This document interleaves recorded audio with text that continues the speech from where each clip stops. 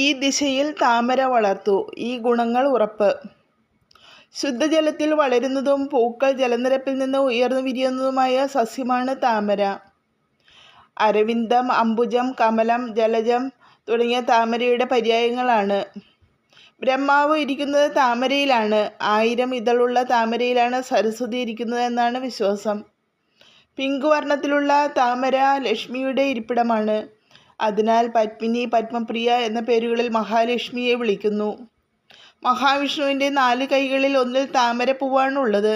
ശ്രേഷ്ഠമായ പൂജാപുഷ്പങ്ങളിൽ ഒന്നാണിത്. താമരയുടെ പൂവ് മരുന്നിന് ഉപയോഗിക്കും. കഫം, രക്തദോഷം, പിത്തം, ഭ്രമം, വിഷം, തണ്ണീർദാഹം, നേത്രരോഗം, ഛർദി മുതലായവയ്ക്ക് നന്ന്. താമരത്തണ്ടും കുരുവും പിത്തം, ഛർദി, രക്തദോഷം ഇവയ്ക്ക് നല്ലതാണ്. താമരയുടെ കുരുവും തണ്ടും ഭക്ഷ്യയോഗ്യമാണ്.